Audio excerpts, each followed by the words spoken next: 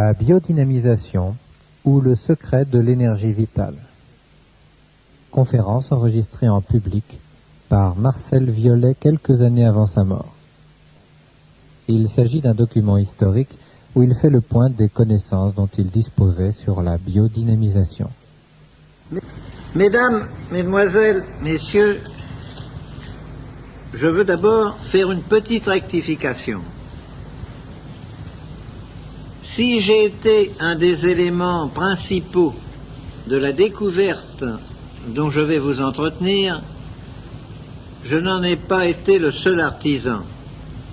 Cette découverte a pris naissance lors des travaux qu'à la section scientifique de l'armée, à laquelle j'avais l'honneur d'appartenir, nous nous livrions avant la dernière guerre et où j'avais l'honneur d'être le collègue de grands savants comme René Barthélemy, l'homme à qui nous devons le radar et la télévision, à des polytechniciens comme Christian Beau et Rabu, à des médecins presque universellement connus comme le médecin général Morel, et c'est l'association de tous ces grands esprits à la recherche de quelque chose de nouveau qui a conduit à cette découverte.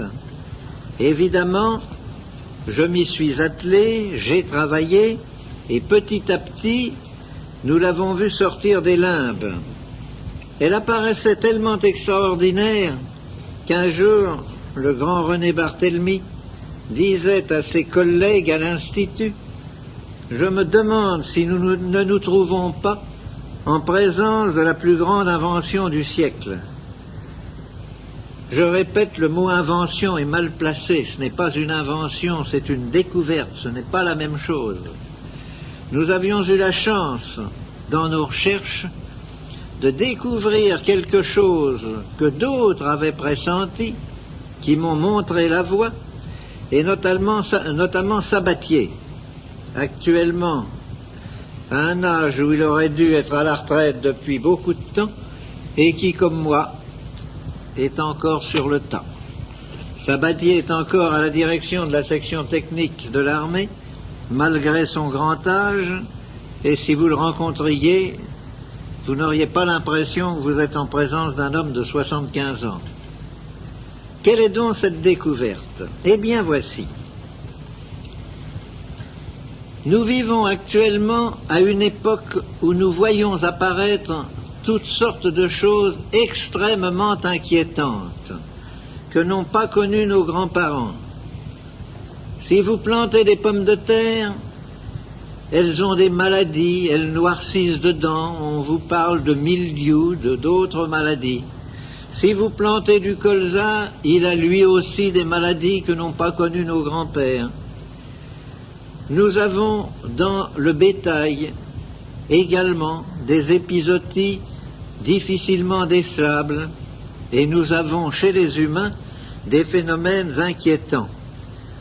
La durée de la vie humaine, la durée moyenne de la vie humaine a progressé régulièrement jusqu'en 1959.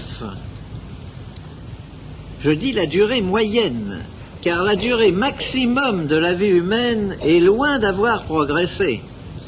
Pour 30 millions d'habitants, au temps de Napoléon Ier, il y avait au moins 2 douzaines de Français connus ayant 115 ans.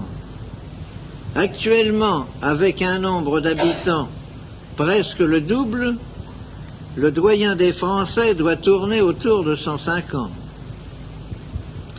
Pourquoi cette diminution? Pourquoi depuis 3 ans, même la durée moyenne de la vie humaine, qui a augmenté considérablement du fait des progrès incontestables de la médecine, de l'hygiène et de la chirurgie, est-elle en train de redescendre l'éperon qu'elle avait tracé? C'est qu'apparaissent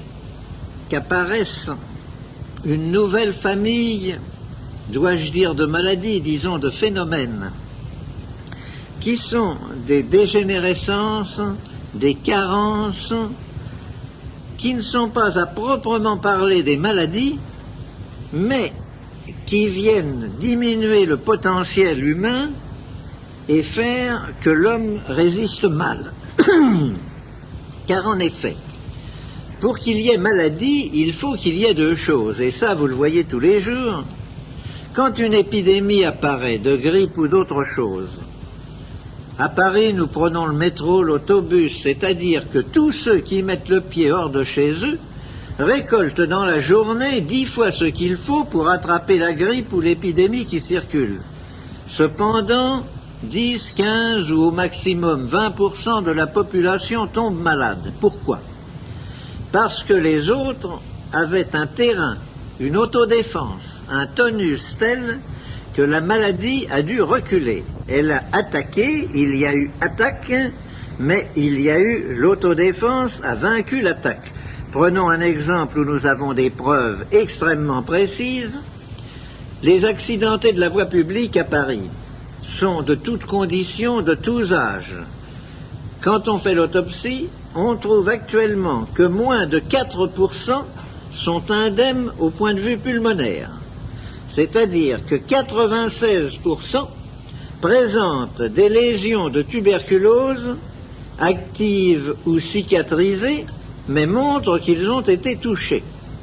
Sur ces 96%, vous en avez au moins 60 qui vous jureraient de la plus parfaite bonne foi qu'ils n'ont jamais eu la moindre attaque de tuberculose. Et cependant, ils l'ont eu, mais ne l'ont pas soupçonné. Ils n'ont pas eu les signes cliniques, ils n'ont pas été malades, et ils ne se doutent pas qu'ils étaient touchés. Or, nous nous trouvons en présence donc de guérisons spontanées. Tous ces gens-là ont eu des attaques de tuberculose pulmonaire, et c'est bien une guérison spontanée qui les en a guéris. Ça ouvre tout de suite notre esprit sur certains horizons, et il faut savoir tirer les déductions qui s'imposent. Donc, pour qu'il y ait maladie au sens médical du mot, il faut deux choses, et la maladie est un produit de ces deux facteurs. Il faut une attaque définie, n'est-ce pas? Et il faut un terrain qui permette à cette attaque définie de s'installer. S'il n'y a pas le terrain apte à laisser l'attaque se développer, elle est condamnée à l'échec. Il y a donc des individus qui ne peuvent pas tomber malades. Et j'ai la prétention maintenant d'être un de ces individus. Mais je ne suis pas tout seul, c'est que j'ai tous mes cobayes d'expérience. Or, mes cobayes d'expérience, prenez une seringue, collez du BK extrêmement virulent dedans, prenez un cobaye en parfaite santé, un de mes cobayes d'expérience, avec le même virus, piquez-les tous les deux, l'un claque en 8 jours et l'autre continue à se porter comme un charme. Pourquoi? Parce que nous sommes arrivés à développer chez nos cobayes un sens de l'autodéfense tel qu'il dépasse absolument tout ce que l'on pouvait soupçonner. Quand nous avons constaté cela, bien entendu, on sacrifie les cobayes qui ne veulent pas tomber malades pour voir un petit peu ce qui s'est passé. Et on constate des choses absolument invraisemblables que l'on n'aurait jamais soupçonnées.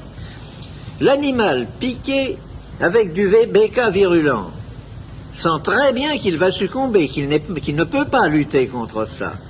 Eh bien, il lutte, mais d'une façon tellement imprévue, je vous répète qu'on ne pouvait pas le supposer. Il construit autour du point d'inoculation un espèce de petit kyste membraneux absolument semblable au kyste sébacé, à l'enveloppe des kystes sébacés. Et ne pouvant pas lutter contre le microbe, il le met en prison, il l'enferme. Et alors, nous constatons, par des expériences successives bien entendu, on ne sacrifie pas 10 fois de suite le même cobaye, qu'il faut à peu près 3 mois pour que le virus finisse par perdre sa virulence, et qu'il faut à peu près 5 ou 6 mois pour qu'il y ait résorption totale du kyste qui s'était formé. Voilà un cas précis d'autodéfense, absolument invraisemblable et imprévisible, qui montre à quel point l'autodéfense des individus, jusqu'à quel point ça peut aller.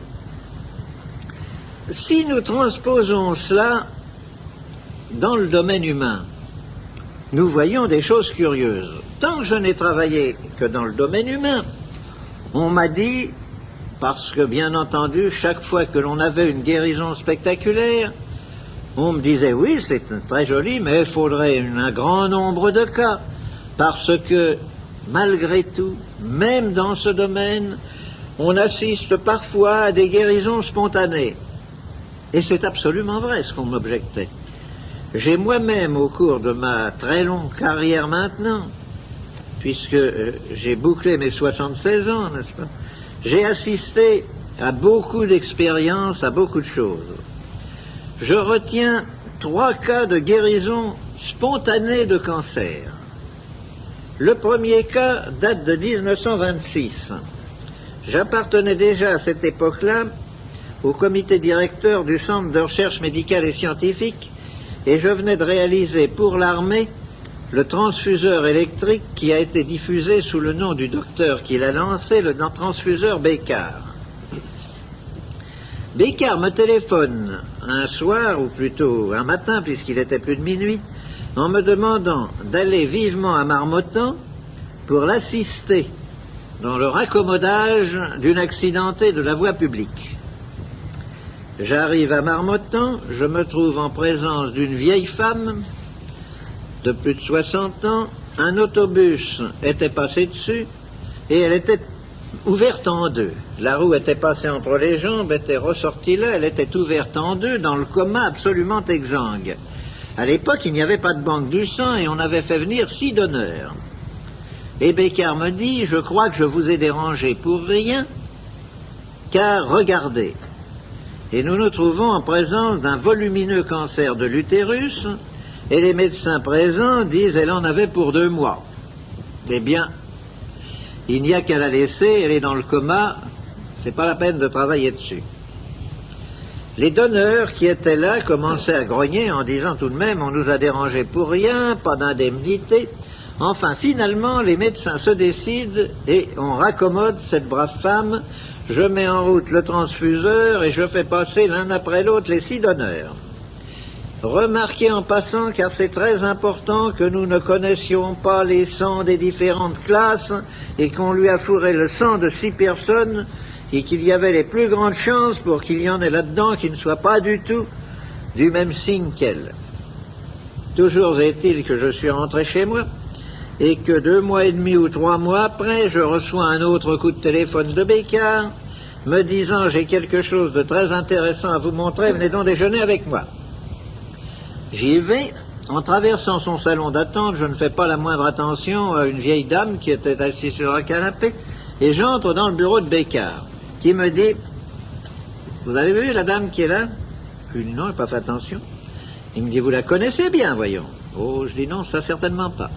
Il me dit « Mais si, c'est celle pour laquelle je vous ai fait venir à Marmottan il y a 2 mois et demi. » Oh. Je lui dis « Mais dites donc, docteur, vanité et fragilité des diagnostics médicaux, qu'est-ce que vous m'avez dit à Marmottan ?» Elle me dit « Oui. » « Mais écoutez, me dit-il, vous avez beau pas être médecin, Violet, vous avez tout de même des connaissances suffisantes, et vous avez des yeux.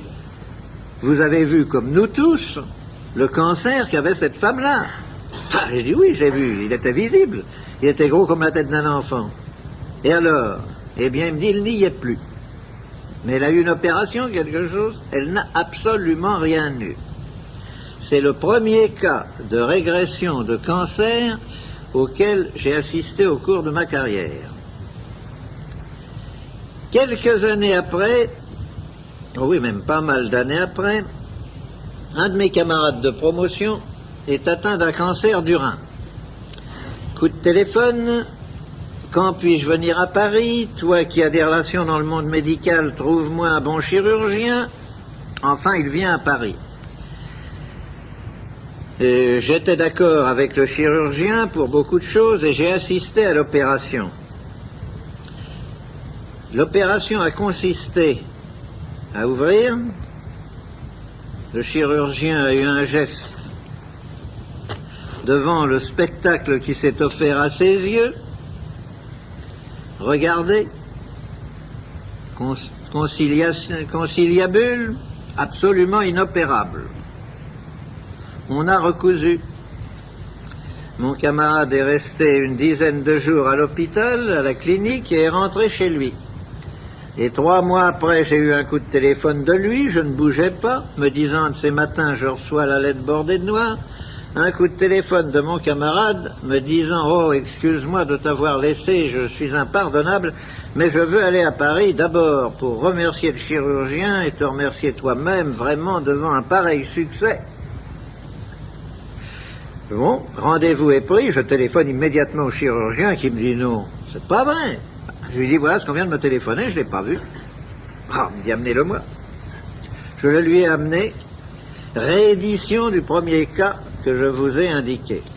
Et j'en ai eu un 3e semblable. Je n'ai pas besoin de vous le donner en détail. Par conséquent, il y a donc des cas où l'autodéfense du sujet, sous l'influence d'une action extérieure, qui n'est pas définie, remarquez, si elle était définie, nous saurions guérir le cancer, d'une action extérieure mal définie, amène la régression et la disparition de tumeurs considérées comme inguérissables.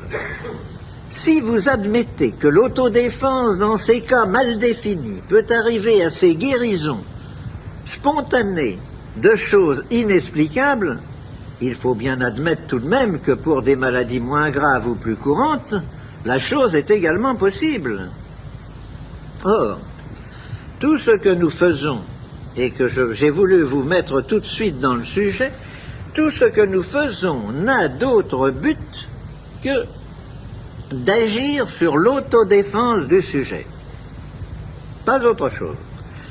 Ce que nous avons découvert, ce qui était pressenti par Sabatier, c'est qu'il y a, au-delà des vibrations des 3 familles de vibrations connues et explorées, la première famille, les vibrations de la matière, dont la fréquence atteint 10 puissance 4. La deuxième famille, les courants électriques, dont la fréquence peut atteindre 10 puissance 12. Et la troisième famille, les champs magnétiques, dont la fréquence peut atteindre 10 puissance 24. Il y a une 4e famille de vibrations que nous avons baptisées les ondes biologiques. Et là, sans faire de science, en faisant du gros bon sens, je vais vous dire, mais nous avons des sens. Est-ce que nous les avons bien expliqués tous, mon sens? Vous savez tous que votre oreille détecte les sons, c'est-à-dire une petite plage de la première famille des vibrations de la matière. Vous savez tous que votre toucher détecte les courants électriques.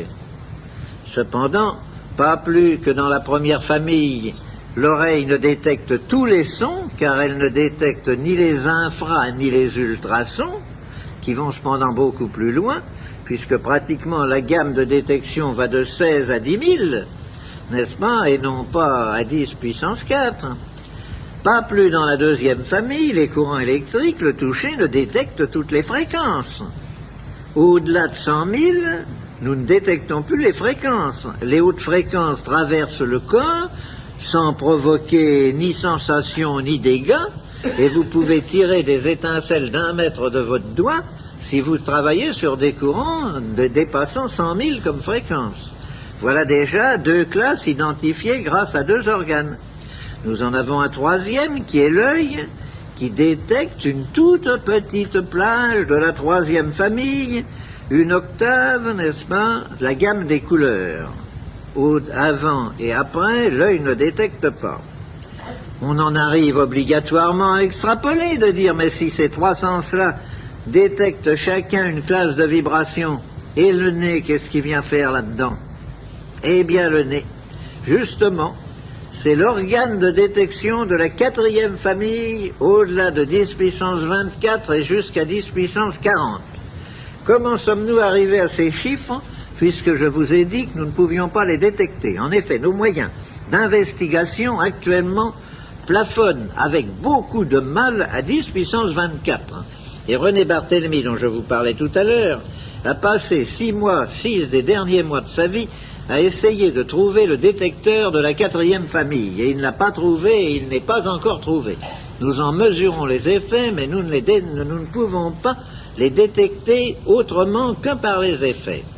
Eh bien, nous pensons que ça va là parce que nous avons exploré avec suffisamment de soin tout depuis 0 jusqu'à 10 puissance 24, sans trouver ces radiations dont nous voyons les effets, mais que nous ne pouvons pas détecter. Et ensuite, parce qu'une loi mathématique, je vous ai donné les chiffres 10 puissance 4, 10 puissance 12, 10 puissance 24, ce sont les jalons d'une chaîne qui automatiquement va à 10 puissance 40 et 10 puissance 72.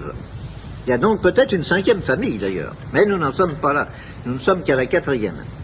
Et cette 4e famille, c'est incontestablement, ce sont les ondes vitales, ce sont les ondes qui sont à la base de la vie.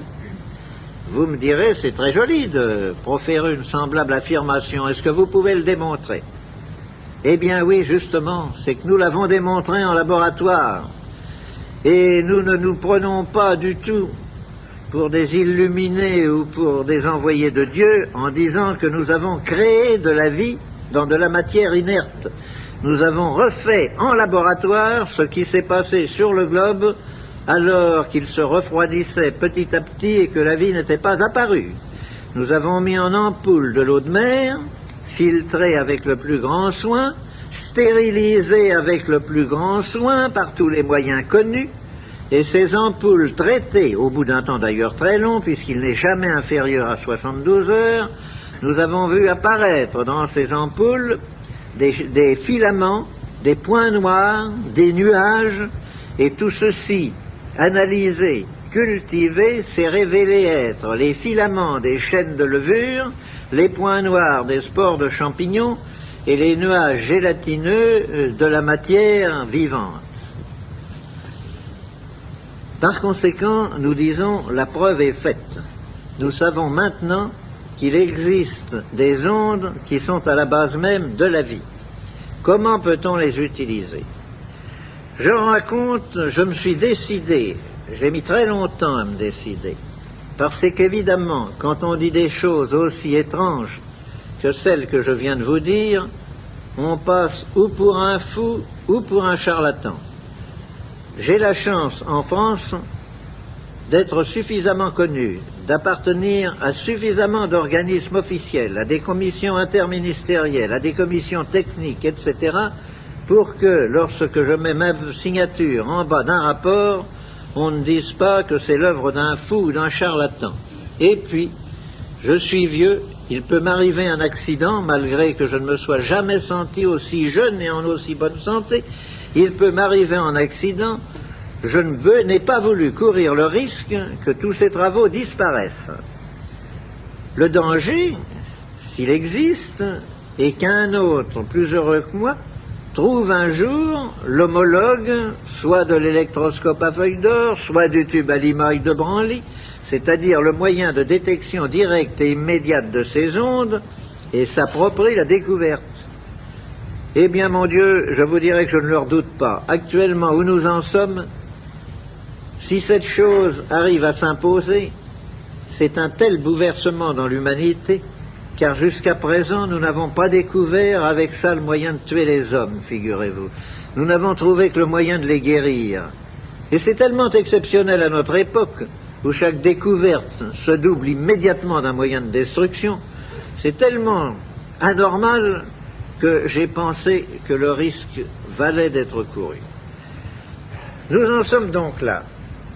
Mais, si vous voulez bien réfléchir, vous trouvez dans la nature toutes sortes de points d'appui et on m'en apporte tous les jours.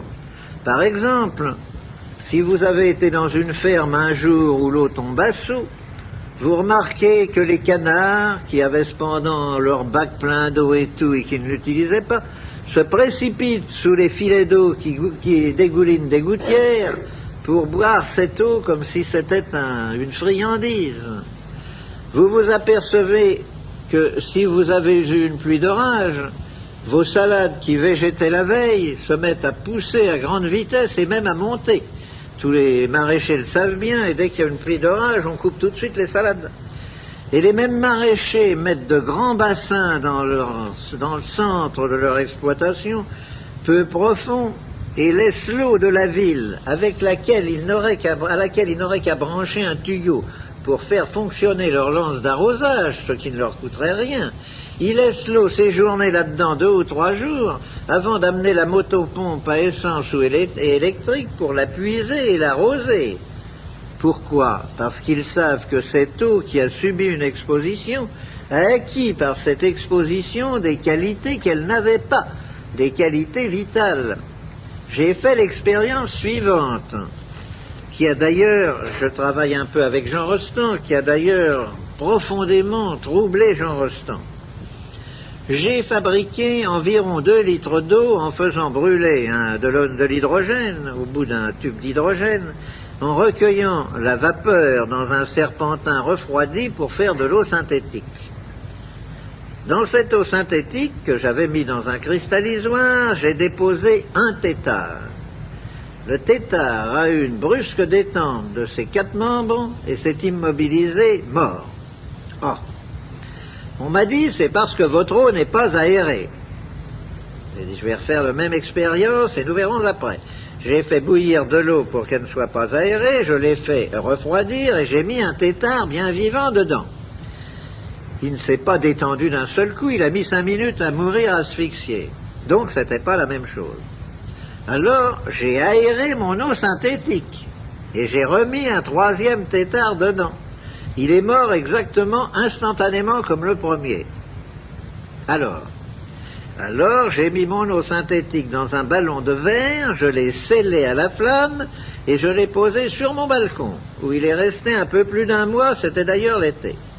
Au bout d'1 mois, j'ai cassé la pointe, j'ai reversé l'eau dans un cristallisoire et j'ai mis un tétard dedans, puis 2, puis 3, et tout ça, ça a frétillé, ça a prospéré admirablement. Donc, mon eau synthétique, qui tuait tout, qui était une eau de mort, après une exposition dans un ballon scellé, simplement aux radiations lumineuses et autres, vous allez voir pourquoi tout à l'heure je dis et autres, est devenue une eau vitale, entretenant parfaitement la vie. J'ai commencé toute une série d'expérimentations sur les différentes couleurs du spectre. Et au cours d'une expérience que l'on aurait dit ratée, interrompue par un coup de téléphone intempestif, au cours de laquelle j'avais recouvert mes préparations d'une peau de cobaye tendue sur un cadre, j'ai constaté des choses invraisemblables. Quand je dirigeais un rayon lumineux sur une petite collection de microbes qui me servait d'expérience dans des petites chambres humides pour voir les effets, et vous savez qu'il y a des microbes qui aiment l'oxygène, d'autres qui ne l'aiment pas, qui fuient, n'est-ce pas? Pour voir les effets du rayon lumineux sur les microbes, eh bien par exemple, disons qu'un rayon qui semblait les attirer vers un brin d'algue du fait des phénomènes de photosynthèse que le rayon lumineux provoquait sur le brin d'algue, quand j'ai arrêté le rayon lumineux, il fuyait. J'en ai tiré la conclusion qui s'impose. Il y avait donc associé au rayon lumineux un rayon pénétrant, puisqu'il traversait la peau de cobaye tendue, dont l'action était brutale, marquée de sens contraire à l'action initiale, c'est-à-dire dont la somme algébrique avait changé de sens. On a refait l'expérience et il a bien fallu constater qu'en effet ça se passait comme ça. Alors je suis allé à l'Académie des sciences, où j'ai de nombreux amis, et j'ai dit je voudrais que vous me donniez toute la documentation concernant la lumière polarisée. Or on m'a apporté un impressionnant paquet de volumes. Et je me suis mis à chercher si quelqu'un avait eu un jour l'idée, tout le monde avait eu l'idée bien entendu, de travailler sur le rayon initial et sur le rayon réfléchi. Oh ça, il y avait une documentation fantastique. Personne n'avait jamais eu l'idée de rechercher si derrière le rayon lumineux initial, en prolongement de celui-ci et ayant traversé le miroir ou le corps opaque, il n'y avait pas quelque chose qui continuait. Eh bien, il y a quelque chose qui continue. Et ce quelque chose qui continue fait partie justement des radiations dont nous venons de parler. Et c'est probablement, nous en tirons dans ce moment en culture, j'ai une très grande ferme expérimentale, n'est-ce pas? nous commençons à expliquer beaucoup des légendes dont certaines ont un fond très sérieux de vérité sur l'action de la Lune sur les végétaux. Car la Lune n'est autre chose qu'un miroir, sa lumière est polarisée, et ce n'est pas du tout ce qu'elle reçoit du Soleil qu'elle vous renvoie, c'est tout autre chose. Ceci dit en passant. Toute cette série d'expériences nous a conduit, au début, n'est-ce pas, chaque fois que je parlais de mes essais sur les humains, on me disait, mais quelle est la part d'autosuggestion là-dedans? Je ne veux pas nier qu'il peut parfaitement y avoir une part d'autosuggestion. Je le nierai d'autant moins maintenant qu'il est certain que le traitement dont je vous parlerai tout à l'heure agit autant sur le psychisme de l'individu que sur son corps matériel. C'est indiscutable. Mais j'ai cherché à définir ça en travaillant sur des animaux, puis en travaillant sur des plantes. Alors là, j'ai dit tout de même, on ne me dira pas que je suggestionne mes pommes de terre ou mes betteraves. Les premiers essais ont été faits à la Société nationale d'hygiène alimentaire, que beaucoup d'entre vous connaissent, c'est Randouin, le laboratoire Randouin, rue de l'Estrapade à Paris, qui a mené systématiquement les essais sur des cobayes.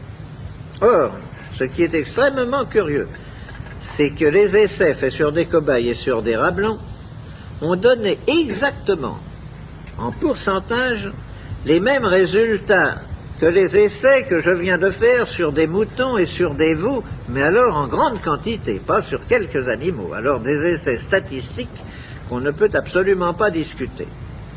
Et également sur les plantes. Alors je crois maintenant que je vous ai un petit peu dégrossi le problème. Vous savez, quand on m'a dit « Voulez-vous venir faire une conférence ?» j'ai répondu « Moi, je ne suis pas conférencier. Je peux, si vous voulez, vous faire une causerie. Je n'aime rien tant que les discussions avec mes collègues, les colloques, comme nous les appelons maintenant, n'est-ce pas, qui font rebondir les idées, les questions, et dont nous tirons toujours un très grand profit. Et voyez, je n'ai pas de notes. Il m'est absolument impossible de lire une conférence ou de suivre des notes. Depuis les années où je travaille mon sujet, j'en suis évidemment très rempli, je n'ai qu'à puiser là et là un exemple, une anecdote, ça m'est beaucoup plus facile que de lire quelque chose. Il faut donc que nous rentrions maintenant, que je vous dise tout de même de quoi nous parlons. Je vous ai parlé de radiation. Et alors, ces radiations, qu'est-ce que c'est? Comment les avez-vous? Eh bien, nous les avons de la façon suivante.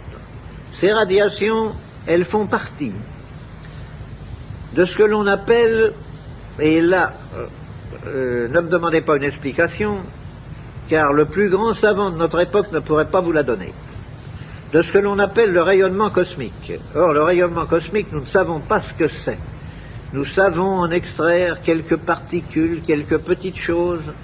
C'est comme si un clochard au bord de la Seine, ayant pêché des bouchons à Bercy, prétendait, parce qu'il a pêché des bouchons dans la Seine à Bercy, savoir ce que c'est que la Seine, pour pouvoir vous dire ce qu'elle débite, quel est son cours ou quelque chose. Nous n'en savons rien du tout. Et nous découvrons tous les jours des choses nouvelles que nous n'expliquons pas. Par exemple, tenez, toujours une incidente en passant, au Palais de la Découverte à Paris, où ils ont des appareils scientifiques extrêmement précis, j'emporte un jour 1 litre d'eau traitée. Il y avait là plusieurs grands professeurs, je leur dis, voulez-vous essayer de regarder ce qu'il y a là-dedans? Ils ont commencé par me dire, nous trouvons un champ magnétique négatif très distinct tout autour de la bouteille. Ah. Ensuite, nous sommes allés à un appareil qui mesure les arrivées de corpuscules, de rayons cosmiques, et qui mesure 110 arrivées en 10 minutes avec une grande régularité de jour comme de nuit. J'ai dit, voulez-vous s'il vous plaît mettre un cristallisoire plat sur cet appareil et mettre de l'eau ordinaire dedans? On l'a fait, 110 arrivées en 10 minutes. Bien, nous remplaçons l'eau ordinaire par de l'eau traitée. 85 arrivées en 10 minutes. Explication? 0. Constatation, c'est tout. Nous ne pouvons absolument rien expliquer. C'est d'ailleurs excessivement fréquent que nous ne puissions rien expliquer dans ce domaine. Donc, nous sommes arrivés à capter et non pas à fabriquer, car nous pourrions parfaitement dessiner un appareil producteur de ces ondes, mais quand il faudrait le coter, nous pourrions le coter également, mais pas le fabriquer, parce que nous serions toujours à parler de millionièmes de mu, de milliardièmes de millimètres, de choses comme ça, et que ce n'est pas à l'échelle humaine. Donc, nous captons ces ondes dans le rayonnement, dans le flux cosmique, et nous les amplifions. Pour les capter, l'appareil initial qui a servi à la découverte est excessivement simple, mais d'une simplicité telle, il suffit simplement d'avoir une grande antenne, et à un bout de cette antenne, vous fabriquez un condensateur. Moi, mes condensateurs, je les fais en série avec des petits accumulateurs de motocyclettes qui me servent de bac. Et je mets 2 séries de plaques en laiton au lieu de la série de plaques en plomb. Et au lieu de mettre une électrolyte, je coule comme diélectrique de la cire d'abeille. Or, le phénomène que je vais vous décrire ne se produit rigoureusement qu'avec de la cire d'abeille et rien d'autre. Quand vous avez fait un condensateur ainsi constitué, si vous analysez à l'oscillographe cathodique la décharge, vous constatez ceci. Si vous en faites un semblable avec de la paraffine, avec de l'huile, avec tout ce que vous voudrez, vous le chargiez et que vous le déchargiez, vous avez un beau sinusoïde amorti, n'est-ce pas, de la décharge. Mais quand vous mettez de la cire d'abeille, au lieu d'avoir ce joli trait net de sinusoïde amorti, vous avez un trait énorme et flou. Ce trait énorme et flou, photographié au millionième de millimètre, se révèle être fait par des oscillations d'une invraisemblable fréquence qui chevauchent le trait initial et le transforment en ce trait énorme et flou. Et alors, vous en comptez, sur un seul élément de la sinusoïde, vous en comptez 200 ou 300. C'est-à-dire que la fréquence est absolument invraisemblable. Alors j'ai eu la surprise de découvrir, en travaillant à l'Académie des sciences, dans un bulletin récent, les travaux de 2 savants hindous qui venaient de découvrir en même temps que moi le phénomène et qui avaient fait un rapport à l'Académie des sciences sur ce qu'ils ont appelé, la traduction, les grâces harmoniques, les harmoniques en forme de gazon, provoquées par la présence de cire d'abeille sur les électrodes d'un appareil à décharge. Il est évident que ces ondes, ces fréquences, nous nous trouvons maintenant, nous y sommes dans notre famille d'ondes biologiques. Nous faisons donc, je vous ai dit ce qu'était le premier appareil. Une antenne, un condensateur à 2 bornes. À l'autre bout du condensateur, il y a un bout de fil. Ce bout de fil, on a cherché qu'est-ce qu'il pouvait bien y avoir dessus. Et là, les surprises, alors, ont dépassé toutes nos connaissances. Nous n'avons rigoureusement rien trouvé. Rien, avec les moyens d'investigation les plus parfaits à notre époque. Mais nous avons découvert que si vous trempiez ce fil dans l'eau, ce fil métallique, il se mettait à fondre dans l'eau. Mais d'une façon telle que des pesées successives arrivent à déterminer avec précision la courbe de fusion, et quand il cesse de fondre, c'est que l'eau est en son maximum de charge. Puis nous avons découvert autre chose. Un beau jour, nous avons découvert que un crayon d'électricien chercheur de pôle s'allumait sur le fil où il n'y avait aucune espèce de courant décelable. Je suis allé chercher, ça c'était dans les travaux avec Barthélemy. Barthélemy m'a dit, nous allons tout de suite avoir la fréquence.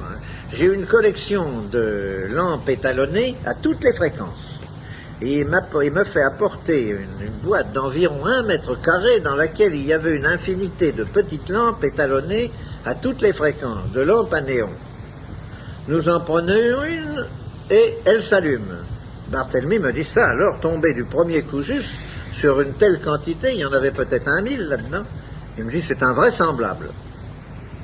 Mais je lui dis essayez-en une autre. On en a fait une autre totalement différente, elle s'allume. Elle s'allumait toutes. Tous ces détecteurs d'une fréquence définie s'allumaient toutes sur le fil de l'appareil. Et comme nous restions devant une dernière lampe allumée, là, à discuter, nous avons vu la lueur baisser et la lampe s'éteindre. Ah, qu'est-ce qui se passe? On avait beau la mettre, elle s'éteignait, elle ne s'allumait plus. Ben, elle est grillée, on en met une deuxième qui fait la même chose, une troisième, une quatrième. Barthélemy me dit, il va falloir qu'on a l'impression que ces lampes à vide, que vous avez introduit quelque chose dedans, il n'y a plus de vide, elles ne fonctionnent pas. Et il les range dans son tiroir, et comme nous avions beaucoup travaillé ce jour-là, il me dit, samedi prochain, nous reprendrons la question. Je reviens le samedi suivant, il me dit, j'ai beaucoup réfléchi, incontestablement, vous avez introduit quelque chose dans la lampe. Nous allons en faire un certain nombre, on va les casser sous la cuve à mercure et voir qu'est-ce qu'on recueille et tout. Je lui dis, oui, en effet, c'est très curieux. Et je reprends une des lampes brûlées du samedi précédent. Je la mets sur le fil et elle s'allume. Alors je lui dis, alors, qu'est-ce que vous en pensez? Ce que nous avions mis dedans est reparti. Il faut bien le croire. Parce que toutes celles que nous avons mis s'allumaient et s'éteignaient toujours au bout du même temps. Eh bien, ce phénomène, nous avons bien travaillé dessus, mais nous n'avons jamais pu trouver une explication. Et actuellement, nous n'en avons pas plus que lors de nos premiers essais. Nous utilisons toujours ces lampes pour contrôler, mais j'ai actuellement dans le laboratoire, nous utilisons des Mazda 55 volts du commerce, n'est-ce pas? Eh bien, je fais des choses qui amusent les gens parce que ça les frappe beaucoup. Je dis à un monsieur, prenez donc cette poignée. Il la prend, il ne sent rigoureusement rien. Tirez la langue, il tire la langue, je prends la langue, je la pose sur sa langue et la lampe s'allume. N'est-ce pas? Et je peux faire ça sur n'importe quelle partie du corps. Vous pouvez intercaler un millivoltmètre, un milliampère-mètre périodique ou apériodique, vous pouvez faire tout ce que vous voulez, vous ne trouvez rien. Il est évident qu'une lampe de 55 volts, elle ne s'allume pas intensément, elle s'allume comme elle s'allumerait pour sa 25 ou 30 volts.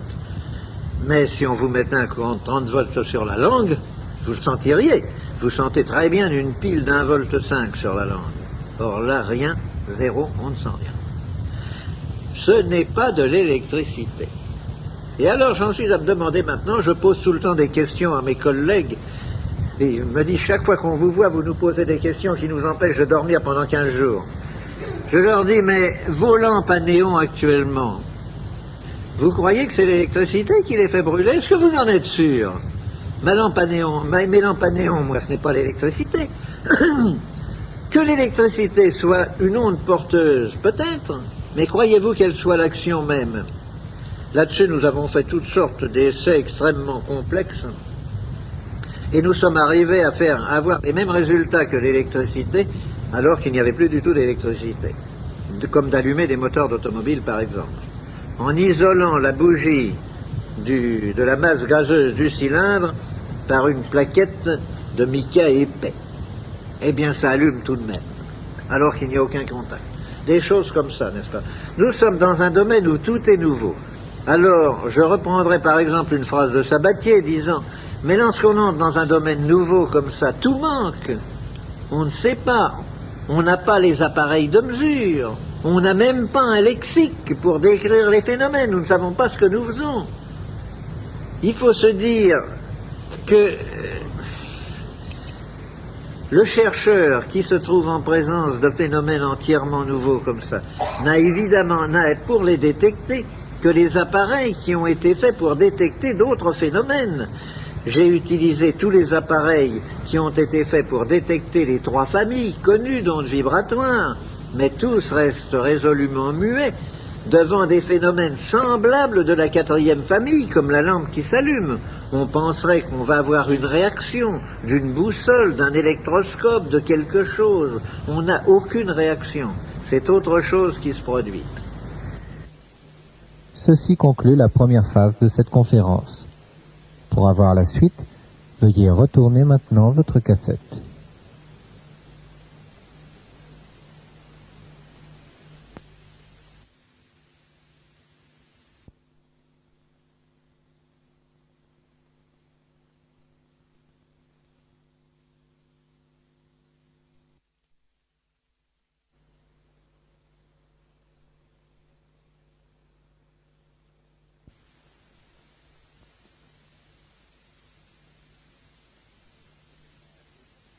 La biodynamisation ou le secret de l'énergie vitale, face B. Dans ce domaine, tout n'est pas rose, n'est-ce pas, quand on travaille dans un domaine aussi étrange. Je me souviens d'un samedi, puisque c'est surtout le samedi que je travaillais avec René Barthélemy, où René Barthélemy, après toute une matinée où nous avions accumulé des résultats qui n'étaient pas ceux que nous cherchions, me dit, écoutez Violet, arrêtons, aujourd'hui j'en ai assez, j'ai la tête comme ça. Il me dit, c'est comme si je voulais mesurer de l'électricité avec nos compteurs à gaz. Et cette parole simple et brutale dépeignait bien à l'époque où nous ne savions pas ce que nous faisions. C'était cependant absolument l'expression de la vérité. Nous voulions mesurer quelque chose d'une famille qui n'appartenait pas aux familles des instruments dont nous disposions. Et c'est pourquoi cela restait muet. Je vais vous dire maintenant, alors je vous ai dit ce qu'était l'appareil. Donc, nous utilisons maintenant le secteur comme antenne, un filtre, en l'espèce un condensateur dont le diélectrique est de la cire d'abeille.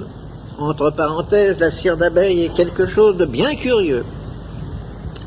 Et j'ai eu l'occasion à la section scientifique de l'armée de faire de curieuses expériences, je ne dirais pas d'envoûtement, car nous ne cherchions à envoûter personne, mais d'accumulation dans la cire d'abeille d'ondes nocives. C'est un curieux accumulateur. Et selon les réglages, c'est un filtre qui laisse passer soit les ondes bénéfiques, soit les ondes nocives, ou qui accumule ces dernières. Et un morceau de cire d'abeille traité de cette façon, si vous le mettiez dans votre poche, je vous verrai revenir une heure après comme un très haut militaire, dont je vous tairai le nom, qui était un esprit fort et qui se moquait de nos diableries, et comme nous attirions son attention sur le danger que présentaient ces diableries, il a voulu montrer qu'il était brave, il a dit, bien moi, je le mets dans ma poche. Ouais. Puis nous en reparlons la semaine prochaine. Il n'a pas attendu la semaine prochaine, une heure après, il apparaissait verdâtre et visiblement en mauvais état, il a remis le morceau, il a dit, vous ne m'y reprendrez plus avec vos diableries. Et celui-là, ce n'était pas l'autosuggestion, parce qu'il était absolument convaincu qu'il allait... Ça n'allait rien lui faire du tout, n'est-ce pas? Non, donc l'appareil, j'en reviens tout de même à la même chose, il y a toujours nous utilisons le secteur comme antenne, comme dans la plupart des appareils de TSF modernes. Nous avons le filtre en question, et alors cet appareil excessivement simple est d'un rendement désastreux. Pour traiter le contenu d'un verre d'eau, vous mettrez 3 semaines. Vous y arriverez, mais vous mettrez 3 semaines. Il fallait trouver un accélérateur. Nous avons cherché beaucoup de choses. Et nous en avons trouvé un, le premier que j'ai trouvé, c'est un appareil, c'est un brouilleur de TSF que nous avions pris aux Allemands à la fin de la guerre. Cet émetteur, qui émet sur une très grande longueur d'onde avec énormément d'harmoniques, branché aux 2 pôles du filtre, augmente, multiplie immédiatement d'une façon invraisemblable le rendement de l'appareil.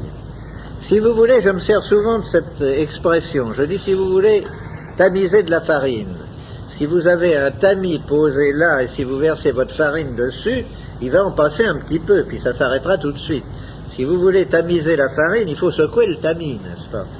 Eh bien, nous secouons le tamis, le filtre électrique, en envoyant dedans une infinité de longueurs d'onde, et nous supposons, car nous supposons toujours, que quand une harmonique ou une longueur, probablement une harmonique, car les longueurs sont trop basses, quand une harmonique arrive en résonance avec la fréquence que nous recherchons, il se produit un véritable coup de bélier électrique semblable à un coup de bélier hydraulique, et quelque chose passe d'une façon importante dans le tamis.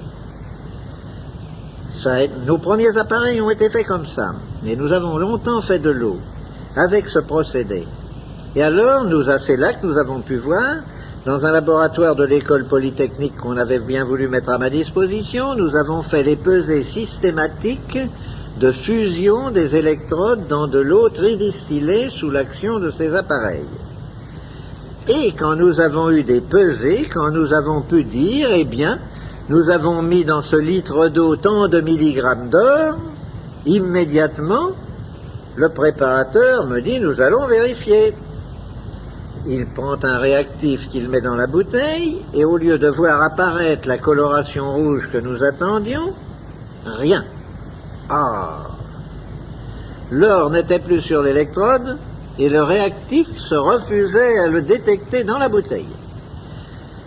Barthélemy, appelé à la rescousse, me dit évidemment, vous avez transformé de la matière en énergie, vous ne pouvez pas la retrouver. Le réactif agit sur la matière à l'état matière, vous ne pouvez pas la retrouver. La bouteille est mise là avec une étiquette et un beau jour, environ 3 mois après, en arrivant au laboratoire, nous voyons la bouteille toute rouge. L'or était revenu à son état d'or. Et nous avons pu constater en même temps que l'eau avait perdu toutes ses propriétés. Elle n'agissait plus, elle n'avait plus aucune action sur les êtres vivants, sur les graines, sur tout ça. Elle a donc été pendant 3 mois dans un état où elle agissait, et alors elle n'agissait plus. Maintenant, nous savons pourquoi, n'est-ce pas, toutes ces questions ont été élucidées. Nous savons quelle est la durée de l'eau. Nous savons pourquoi on ne retrouve pas les métaux, parce que nous avons défini d'une façon précise qu'entre l'énergie qui est à une extrémité de la chaîne et la matière stable qui est à l'autre extrémité, il y a des plans énergétiques différents qui vont en dégradant l'énergie, et à un moment donné, il y a une frontière bien nette où la molécule de matière passe de l'état de molécule à l'état naissant, c'est-à-dire de molécule vivante, à l'état de molécule à l'état né, c'est-à-dire de molécule morte. Et nous avons pu situer très exactement cette frontière. C'est déjà quelque chose. Par exemple, nous avons pu situer, et là, maintenant qu'on le dit, mais tout le monde dit, mais c'est absolument évident, quand vous chauffez de l'eau à 63 degrés, vous la tuez. 63 degrés, c'est la température de pasteurisation. C'est la température où l'on supprime toute vie. C'est la frontière entre la vie et la mort, entre l'énergie et la matière à l'état stable. Évidemment, maintenant, quand on y pense, c'est tout naturel, mais enfin, il fallait le découvrir, n'est-ce pas? Alors, je vais vous citer maintenant les grandes expériences qui ont amené, alors, à ce que j'appelle, avec mon esprit scientifique et cartésien extrêmement poussé, non pas la période de certitude, mais la période de conviction. La période de certitude, nous l'aurons quand nous aurons découvert l'appareil de mesure. Mais tout de même, quand vous encerclez un problème, quand vous faites une hypothèse de travail, que vous l'encerclez d'une multitude d'expériences et que toutes confirment l'hypothèse, et qu'aucune ne vient l'infirmer, on peut dire que même en l'absence d'expérience décisive et définitive, on est dans la période de conviction sérieuse. Or, la période de conviction, elle a commencé il y a 15 ans. Pendant la dernière guerre, la direction de l'armement m'avait mis à la direction de l'usine Simca pendant la période française de la guerre. Pendant la période d'occupation, j'ai pris la direction de l'usine Técalémite d'Orly. Et là, j'ai eu en juillet 42 un infarctus du myocarde assez grave puisque je suis resté 6 heures dans le coma. Il faut vous dire qu'en 14, j'étais pilote de chasse, que je me suis fait descendre également en juillet, c'est un mois qui ne me réussit pas, que j'ai été trépané, qu'en novembre, alors que j'étais encore en bien mauvais état, j'ai attrapé la grippe espagnole, que bien entendu j'ai failli en claquer et que j'en suis sorti extrêmement touché. Disons que le bilan médical n'était pas très brillant. Le centre de recherche médicale et scientifique auquel j'appartenais, où j'avais comme collègue le professeur Porte, le président de l'ordre des médecins en France, me regardait d'un œil très inquiet. Bien entendu, j'ai dû arrêter tout travail et je suis devenu un très vieux monsieur. Si vous voyez mes photographies de l'époque, j'ai à peu près 20 ans de moins qu'aujourd'hui, de plus qu'aujourd'hui.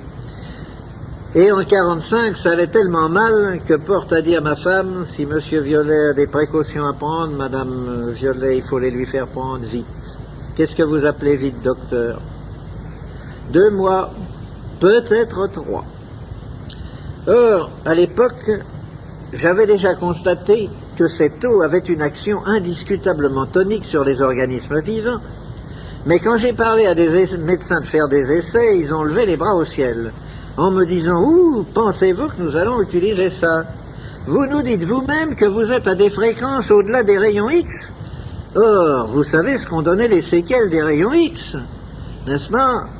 Il faut faire toutes sortes d'essais avant parce qu'on ne sait pas et tout. Mais moi, qui voyais très bien où j'en étais, j'ai dit les séquelles, ça peut intéresser d'autres, les résultats, retardement, ça peut intéresser d'autres. Moi, actuellement, ça ne m'intéresse pas, tant pis. Je risque le paquet. Et je me suis mis à boire de cette eau d'une façon d'ailleurs absolument déraisonnable. Le résultat est absolument stupéfiant. 4 à 5 mois après, je ne présentais plus la moindre trace de l'infarctus du myocarde. Je n'avais même pas dans les diagrammes ce qu'on appelle la cicatrice de l'infarctus.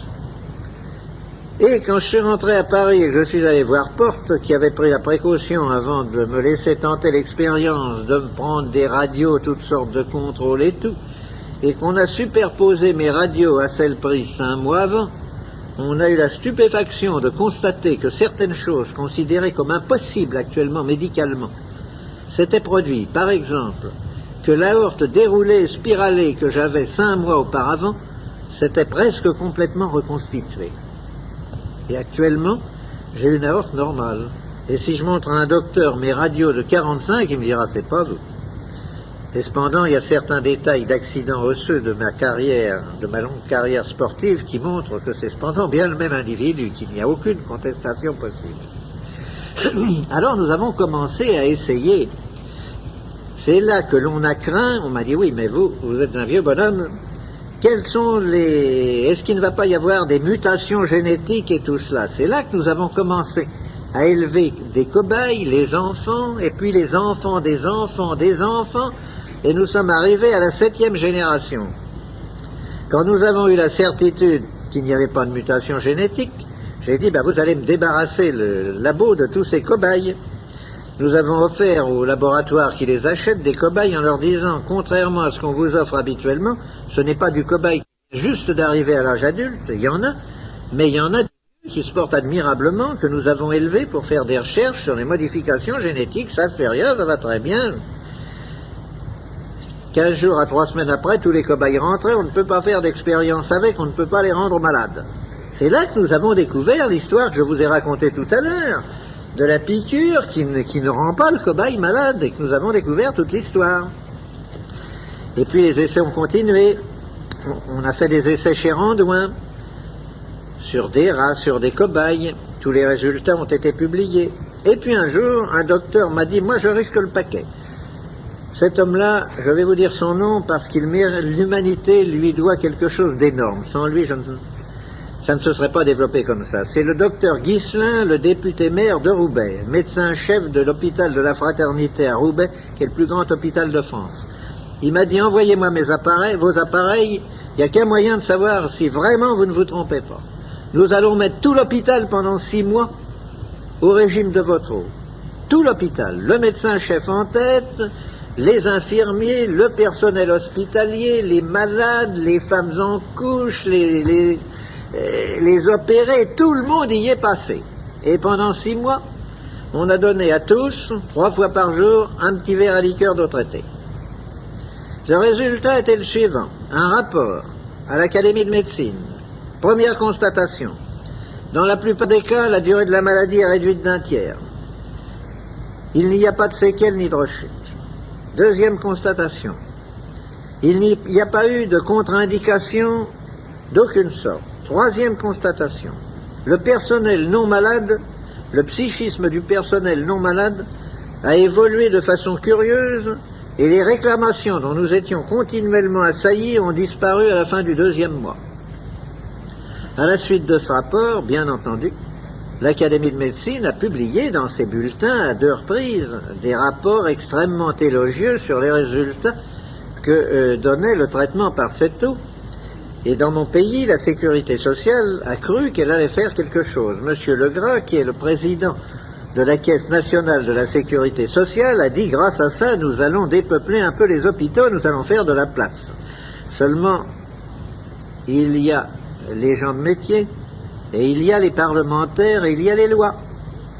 L'Académie de médecine a commis l'erreur, qui nous sert à nous, de mettre à la fin de son rapport que cette eau n'avait aucune contre-indication, aucun effet spécifique, qu'elle agissait uniquement en éveillant dans l'organisme un processus d'autodéfense qui n'existait pas auparavant, et que par conséquent, elle ne saurait être considérée comme un médicament. Alors là-dessus, étant donné les lois qui nous régissent, on m'a dit, mais monsieur, la sécurité sociale ne peut pas rembourser votre eau. Ce n'est pas un médicament.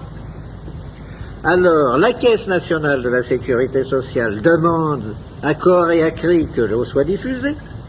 Les sécurités qui ne sont pas d'État, comme les chemins de fer par exemple, se sont empressés de rembourser l'eau et de la préconiser, en disant grâce à cela nous faisons des économies considérables. Les grands organismes se sont empressés de faire la même chose, mais la sécurité sociale reste impavide et ne veut rien savoir. Obtenez un visa. Tant que vous n'aurez pas de visa, vous ne serez pas remboursé. Je ne peux pas obtenir de visa. Pour avoir un visa, il faut que je donne la composition chimique. Or, si vous faites analyser de l'eau en période d'utilisation, c'est-à-dire ayant moins de 3 à 4 mois, vous ne trouverez rigoureusement rien. On vous dira c'est de l'eau pure, il n'y a rien là-dedans. Il faut attendre qu'elle ait passé sa période d'activité pour que vous puissiez alors, avec des analyses chimiques, détecter les oligo-éléments qui sont contenus dedans, mais dont l'action est très secondaire, car c'est son état vibratoire, sa charge de radiation vitale qui lui donne son action réelle. Les oligo-éléments ne sont qu'un complément, une orientation de l'eau. Si vous voulez, 75% d'effet général et 25% d'effet orienté. Cet effet orienté étant d'ailleurs parfaitement mesurable dans certaines maladies bien définies. Et alors nous avons fait, dont je vais entrer maintenant dans mes fameux essais sur les légumes, sur les pommes de terre, sur les animaux et tout, parce que là on ne peut pas me dire qu'il s'agit d'autosuggestion. Le précédent ministre de l'Agriculture a fait mettre à ma disposition une ferme de 450 hectares, située à Allainville-au-Bois, entre Ablire en Bouillet et Étampes. Ferme de grande culture appartenant au maire du pays, M. Laurent. Par exemple, il a 740 brebis, pour vous donner une idée du volume des essais que nous faisons. Nous avons fait les essais suivants. Parlons d'abord des essais sur les légumes. Nous avons fait, par exemple, des essais sur des champs d'orge, de blé, de toutes sortes de choses, toujours de la même façon. Dans un champ bien homogène, ayant par exemple 35 ou 40 hectares, on le divise en 3 bandes, il a été labouré, fumé, préparé de la même façon, et on ensemence ces 3 bandes avec les mêmes semences dont l'une a subi un trempage d'une nuit dans de l'eau préalablement traitée par moi. C'est tout. Et on attend pour voir ce qui va se passer. On voit que la partie traitée lève beaucoup plus vite que les autres parties. S'il y a un orage, on voit que la partie traitée ne verse pas alors que les autres parties versent.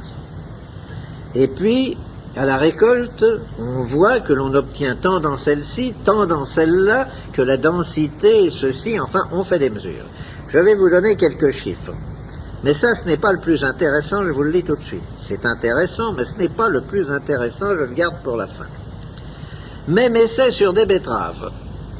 Nous en faisons 90 hectares. 3 morceaux de 30 hectares. Les mêmes ouvriers, toutes choses rigoureusement semblables. L'année a été excellente pour la betterave. Et les terres sont de tout premier ordre. D'ailleurs, les chiffres que je vais vous donner vont vous l'indiquer. Dans le premier morceau, dans les 30 hectares premiers, nous avons fait 80 témoins, dans lesquels je ne suis pas intervenu. Nous avons fait 99 tonnes à l'hectare. C'est vous dire que nous n'avons pas amélioré des rendements médiocres. Quand il s'agit de jouer sur un chiffre pareil au départ, je vous avoue que quand on a eu fini la récolte de la première tranche, j'ai été plus qu'inquiet en disant c'est pas possible, nous ne ferons jamais mieux. La deuxième tranche, même graine, ayant passé la nuit dans l'autre été. Et nous avons tout de même fait 113 tonnes à l'hectare, 14 tonnes de plus. Et dans la troisième branche, alors là, incroyable, où nous avions, en plus du trempage initial de la graine, fait une pulvérisation à raison de 10 mètres cubes à l'hectare, donc une toute petite pulvérisation, nous avons récolté 126 tonnes à l'hectare. Mais alors que dans le premier morceau, nos betteraves faisaient très régulièrement 2 kilos, à quelques grammes près. Dans le deuxième, elles faisaient très régulièrement 2,2 kg. Nous avons ramassé dans le troisième des betteraves de toutes dimensions dont un grand nombre atteignait 8 kilos. C'est-à-dire un gigantisme démesuré. Ceux d'entre vous qui liront ce livre verront dedans une photographie de carottes faites sur la carotte de nos marchés, des carottes de Croissy. Nous avons fait la même expérience. La carotte de Croissy est généralement récoltée quand elle pèse 40-50 grammes au maximum. Si vous en oubliez une en terre, vous arriverez à une carotte qui atteindra peut-être 180 grammes, mais ça sera un morceau de bois, vous ne pourrez pas la manger, elle sera fendue, ligneuse et tout. Et nous avons récolté des carottes d'1,2 kg parfaitement tendres, dans le même délai de 8 semaines que nos carottes témoins. La photographie est sur une des pages. Vous voyez que c'est déjà pas mal, mais ça n'est pas le plus beau. Le plus beau, je l'ai gardé pour la fin, parce que vraiment, il est beau par ses résultats, mais surtout par ses conclusions. La Terre est en train de subir une période de dégénérescence qui n'est probablement pas momentanée. Elle a vieilli, elle reçoit en quantité réduite les ondes vitales. Une zone isolante s'est constituée dans l'ionosphère. La source, que nous ignorons, ce qui m'a d'ailleurs valu un très long débat avec le précédent pape, pour rechercher les origines de ce rayonnement vital, la source a l'air de baisser d'intensité, et nous en souffrons tous. Les carences dont je vous parlais au début de cette causerie, sur les légumes, sur toutes sortes de choses, montrent que nous souffrons tous, tout ce qui vit, hommes, animaux, plantes, souffrent actuellement des carences. Or, brusquement, nous avons fait des expériences qui ont intéressé au plus haut degré le Comité national de la santé publique en France, et notamment son vice-président, le Dr Teil. Vous savez que quand on plante des pommes de terre, si vous en gardez de votre récolte pour les planter, vous aurez une deuxième récolte plus mauvaise que la première. Et si l'on insiste, c'est une catastrophe. Or, voilà l'essai que nous avons fait. Nous l'avons fait à ma ferme et nous l'avons fait au Centre national de recherche de la pomme de terre à l'Institut de Saint-Germain-Chambourcy. Je vous cite différentes choses un peu en désordre parce que je ne sais pas trop comment les organiser. Vous savez d'abord que pour qu'une pomme de terre germe, il faut que le sujet qui a donné naissance à cette pomme de terre est au moins 3 mois pleins en terre. À moins de 90 jours, une pomme de terre que vous remettez en terre ne germe pas, elle pourrit. Les pommes de terre traitées par nous, ou provenant de pommes de terre traitées par nous, germent à 55% à 75 jours. C'est déjà quelque chose d'énorme. Nous avons donc planté ensemble des pommes du plan neuf de Hollande et à côté du plan neuf traité par nous. La récolte a été très sensiblement meilleure dans le plan traité par nous. Nous nous y attendions, c'était très bien. Mais nous avons dit, nous allons les replanter pour voir un petit peu ce qui va se passer. Oh, ben vous allez avoir bien moins bien. Nous les avons replantés, après avoir retraité la récolte, bien entendu. Nous avons eu 6% en tonnage de plus que du plan neuf à nouveau. C'était déjà bien. C'était surtout bien parce que le plan neuf, il en faut 36 000 francs dans un hectare, tandis que le morceau de récolte que vous représentez ne représente que 6 000 francs. C'est donc déjà très intéressant. Mais quand nous avons envoyé ces pommes de terre à analyser, il s'agissait de pommes de terre industrielles, Panthère et Voran. La féculerie a été immédiatement alertée en nous disant « Qu'est-ce que c'est que ça ?» Eh bien, vous le voyez bien, ce sont des Panthères et des Vorans. D'où viennent-elles? Pourquoi? Il y a 23% de fécule au lieu des 17 que nous sommes habitués à trouver dans ces pommes de terre. Ah, tiens. Nous avons encore conservé du plan dans cette récolte. Nous l'avons retraité, nous l'avons replanté.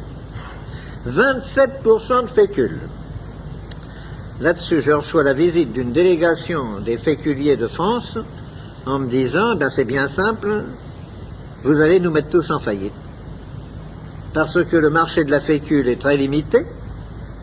Si nous nous mettons à traiter des pommes de terre à 27% de fécule, d'abord les gens ne vont plus nous acheter de semences, c'est nous qui sommes les fournisseurs de la semence d'abord, les acheteurs des pommes de terre, nous les traitons, mais au lieu de 4 mois de saison de pommes de terre, n'est-ce pas? Mais en 2 mois et demi, nous allons faire la quantité de fécule. Et puis nous n'allons pas acheter la quantité que nous achetons, puisqu'avec vos 27% de fécule, il en faut presque moitié moins. Ça ne va pas, nous allons sauter. Si vous répandez votre procédé, nous allons sauter. J'ai dit, vous n'allez pas sauter parce que vous faites le raisonnement que tout le monde a fait chaque fois qu'il y a eu l'apparition d'un progrès. Qu'on fait les tisserands de Lyon quand le métier mécanique est apparu. Or, il y a actuellement 3 ou 4 fois plus de tisserands quand il y avait le métier à main, n'est-ce pas? Chaque fois qu'une nouveauté apparaît, évidemment, elle bouleverse les états de choses. Il faut évoluer, il faut se reconvertir. Vous vendez la fécule très chère, ce qui limite ses emplois à très peu d'industrie, car l'alimentation n'en consomme qu'environ 3%. 97% vont à l'industrie. Par conséquent, la fécule est limitée par son prix. Si vous produisez de la fécule à moitié prix, eh bien, vous allez voir s'élargir le marché. En ce moment, je fais mon métier d'ingénieur conseil en vous disant ce qu'il faut faire quand on se trouve en présence d'un problème comme celui qui m'est soumis. Les choses en sont là, et on est en train, bon gré mal gré, de travailler la question, parce qu'évidemment, pour eux, c'est une question de vie ou de mort. Mais l'intéressant, c'est que nous nous sommes rendus maîtres des carences, nous avons empêché la dégénérescence, les essais faits à Chambourcy-Saint-Germain, les terres autour de Paris sont toutes contaminées. On ne peut pas y faire de pommes de terre qui n'ait pas le mildiou. Vous mettez de la semence neuve en provenance de Hollande, il y a du mildiou. Il n'y en a pas beaucoup, mais il y a du mildiou. Dans le même terrain, vous mettez des pommes de terre de 2e ou de 3e récolte traitées par nous, il n'y a pas de mildiou. C'est la preuve que l'on peut se rendre maître des carences et que lorsqu'on se rend maître des carences, la maladie, même endémique, même chronique, même présente, ne peut rien. Et c'est ce qui intéresse tellement, évidemment, le comité central de la santé publique chez nous. C'est cette expérience qui, de toutes, à mon avis, est la plus intéressante. Contrôle sur des animaux. Je vous ai dit tout à l'heure qu'il y avait 740 brebis. Au moment de l'anglage, évidemment, il naît une tripotée de petits agneaux tous les jours. Nous avons pris ces agneaux, s'il y en avait de trop faibles ou d'anormalement forts, on les écartait, et nous avons fait 2 lots d'agneaux de 50 agneaux absolument semblables. mais à quelques grammes près. Nous les avons mis dans 2 bergeries à côté l'une de l'autre et nous leur avons donné une nourriture pesée. Tous les deux buvaient l'eau du puits de la ferme, mais les premiers telle qu'elle sort du puits, les deuxièmes après qu'on les fait passer dans l'appareil de traitement. Au bout de 100 jours, le premier lot d'agneau était à 35 kg poids marchand et donnait 17 kg 200 de viande nette par agneau.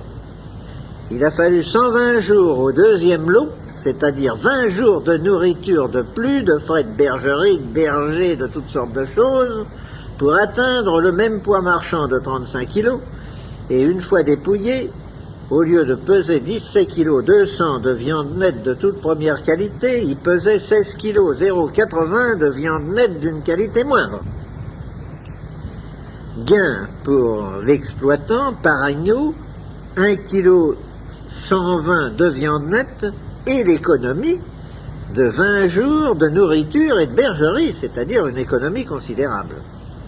Alors, ces essais statistiques faits sur des quantités d'animaux viennent confirmer le rapport de Randouin sur les rats, rapport dans lequel elle disait, pour gagner 1 gramme de poids, si je donne à mes rats de l'eau, il faut 56 grammes de nourriture, et si je ne leur en donne pas, il faut 79 grammes.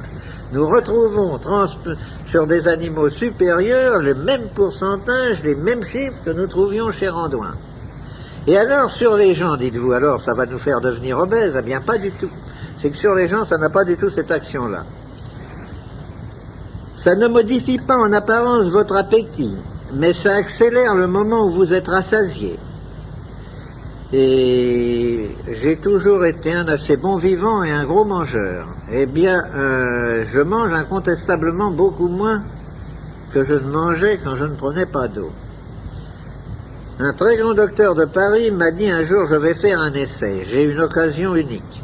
J'ai un couple, la femme pèse 108 kilos, le mari, lui, il est à 47. Alors évidemment, je vais essayer quelque chose. Je vous les envoie, donnez-leur de votre eau que nous voyions ce que ça fait. D'abord, il a fallu dépenser énormément de salive pour leur faire comprendre qu'ils devaient boire l'eau tous les deux de la même bouteille. Le mari me disait comme un leitmotiv, mais si ça fait maigrir ma femme, moi ça va être une catastrophe pour moi. J'avais beau lui dire, mais non, c'est un régulateur glandulaire, elle est trop grosse, il y a des glandes qui ne marchent pas, vous êtes trop maigre pour la même raison, mais ce sont d'autres glandes, on va remettre votre hypophyse en route et vous allez voir, enfin il ne comprenait pas, mais il l'a fait tout de même.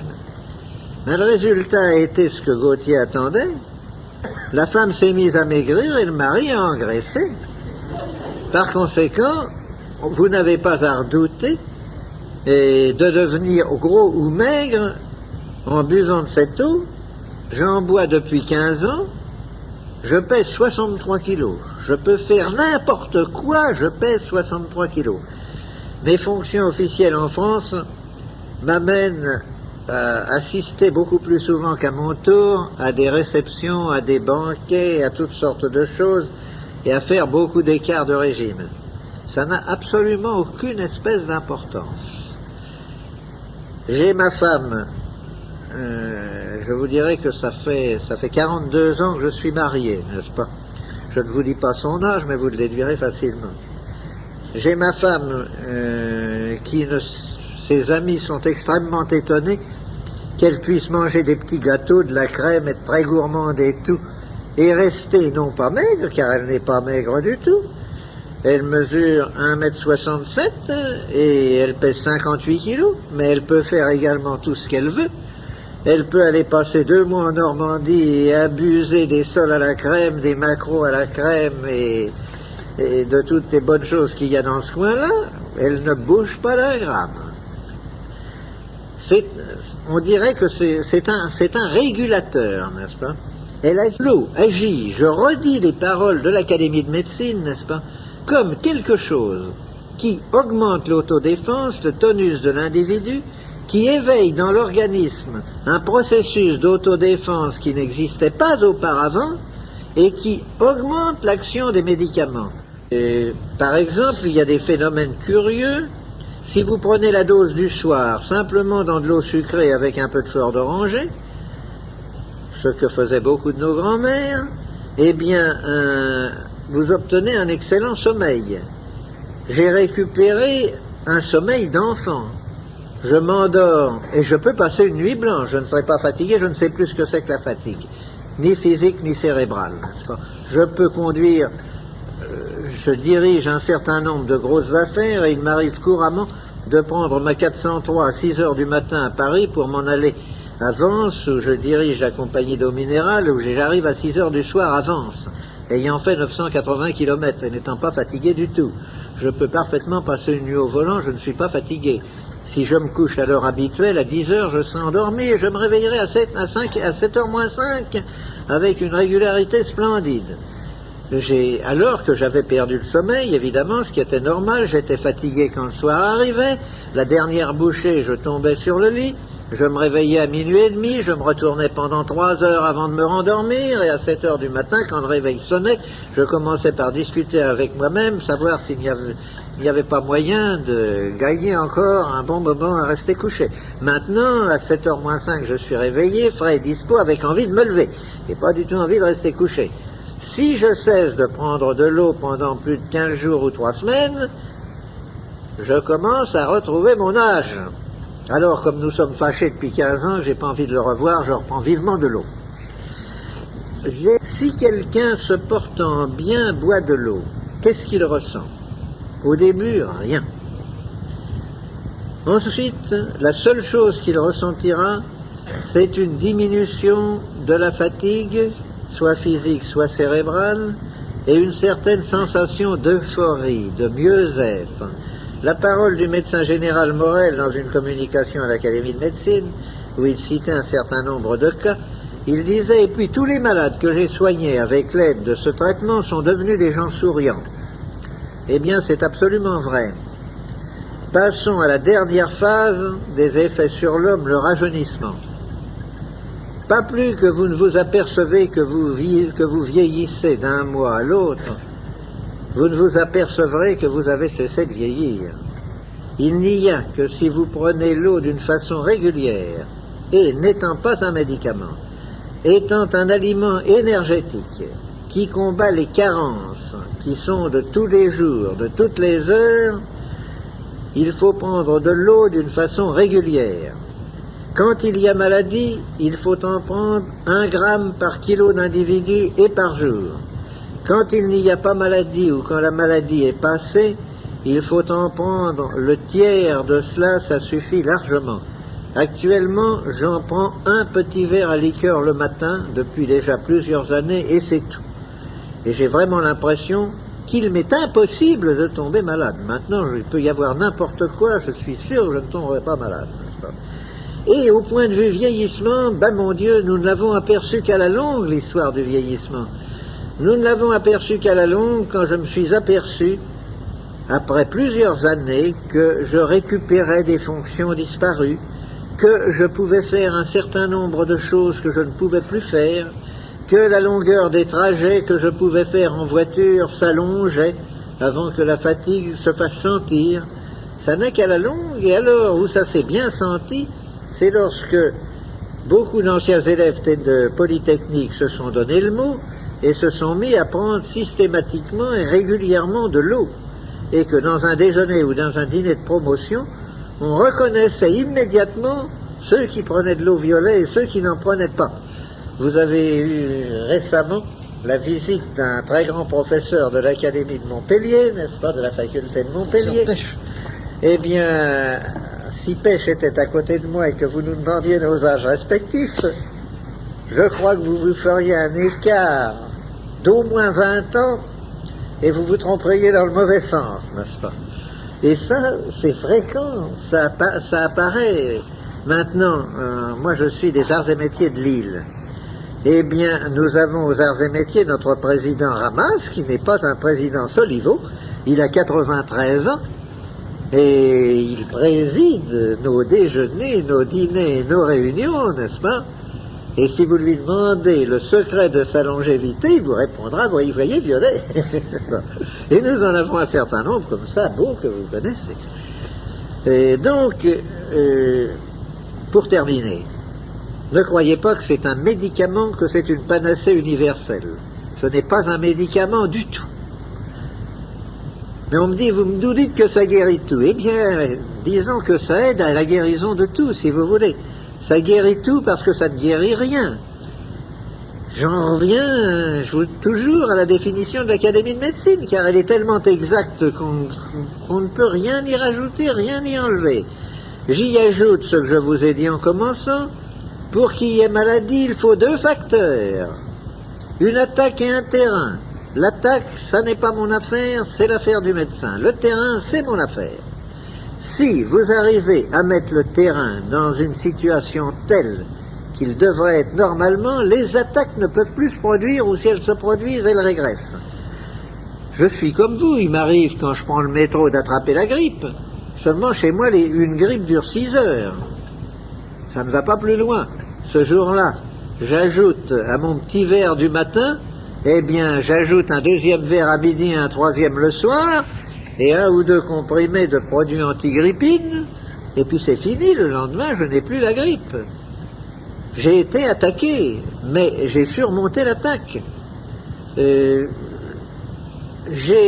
de ma longue carrière sportive, j'ai le squelette démoli d'un peu partout, n'est-ce pas?